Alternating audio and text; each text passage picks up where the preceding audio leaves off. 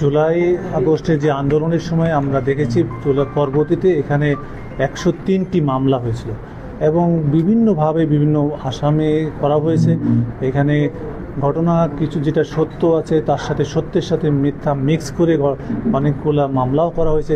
তো সেটি আজকে আমরা কোতোয়ালি থানার এরকম একটি মামলায়, যে মামলাতে আমরা দেখেছি যে অনেকগুলা এক্সিকিউটিভ ইঞ্জিনিয়ার বিভিন্ন ডিপার্টমেন্টের এক্সএন সাহেব সহ, এখানে মাজারের খাদেম সহ বিভিন্ন বিভিন্ন সিটি কর্পোরেশন সহ অন্যান্য বিভিন্ন ব্যাংকের সিনিয়র পর্যায়ের এই অফিসারদেরকেও এখানে আসামি করা হয়েছিল।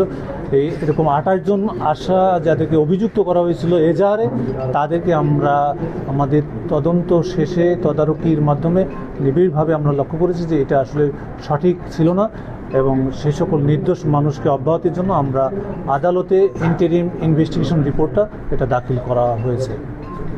Thank you.